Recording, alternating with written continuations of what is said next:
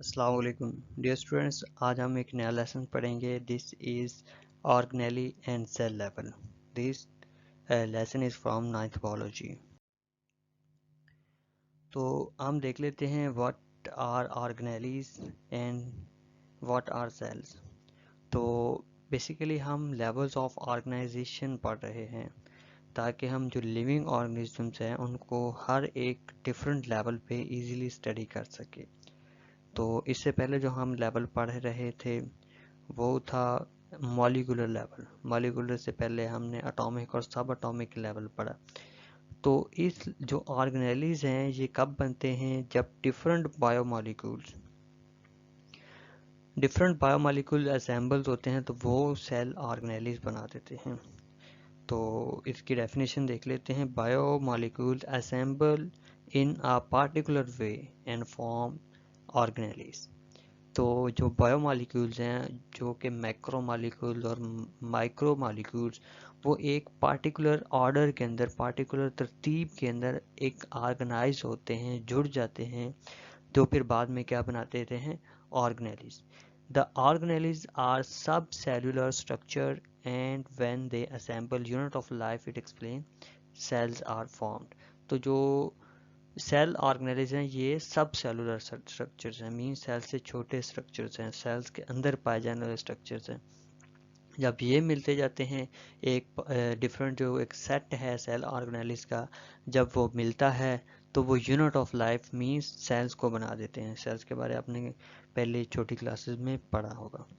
तो उसके बाद हमारे पास each type of organelle is specialised to perform a specific function. तो जो एक सेल के अंदर डिफरेंट सेल ऑर्गेनेलीज होते हैं, हर एक सेल ऑर्गेनेली का एक स्पेसिफिक फंक्शन होता है। For example mitochondria are specialized for the cellular aspiration and ribosomes are specialized for the protein synthesis. तो ये वाले दो ऑर्गेनेलीज हैं जो कि सेल के अंदर मौजूद होते हैं।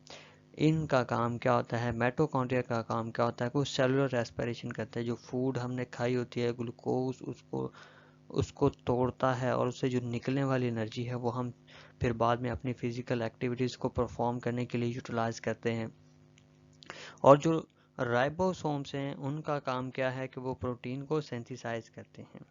तो इस तरह से जो डिफरेंट सेल ऑर्गेनेलीज हैं उनके जो फंक्शंस होते हैं वो कलेक्टिवली जो एक सेल है उसके फंक्शन बन जाते हैं। In this way the function of the cells are accomplished by these specialized structures.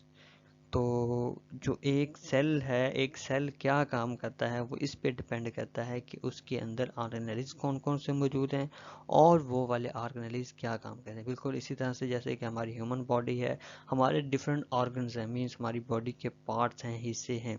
जैसे कि हाथ है, हाथ हमें अपना डिफेंस करने में हेल्पफुल साबित होते हैं। आइज़ हैं, देखने का काम करती हैं। लेग्स हैं, हमें चलने में मदद करती हैं। तो बिल्कुल इसी तरह से ही जो एक सेल है उसके अंदर जो ऑर्गेनेलीज हैं वो स्पेसिफिक फंक्शन परफॉर्म करते हैं। जो फंक्शन वो परफॉर्म करते हैं वो कलेक्टिवली जो एक सेल है उसके फंक्शन बन जाते हैं। तो इसका मतलब क्या है कि ये हमारे पास जो हर एक सेल ऑर्गेनेलीज अपना काम करता है, तो it is an example of division of labour within the cell. तो ये एक एग्जाम्पल है डिवीजन ऑफ लेबर के सेल्स के अंदर भी काम की तकसीम है, हर कोई अपना अपना काम करता है।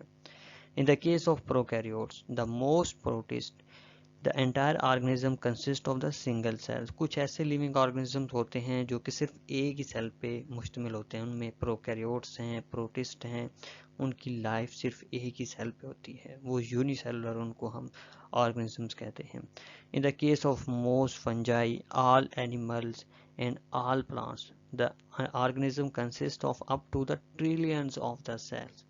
तो फंजाई हैं, प्लांट्स हैं, फंजाई के कुछ ऑर्गेनिज्म यूनिसेलुलर होते हैं, लेकिन जो अक्सर होते हैं वो मल्टी सेलुलर होते हैं। जितने भी एनिमल्स हैं ये सारे के सारे क्या हैं, मल्टी सेलुलर ऑर्गेनिजम्स हैं, उनके अंदर ट्रिलियंस ऑफ सेल्स मौजूद होते हैं। तो बेटा ये था हमारा आज का लेसन। मिलते हैं नेक्स्ट लेसन तक, तब तक के लिए अल्लाह हाफिज़, गुड लक, अस्सलाम वालेकुम।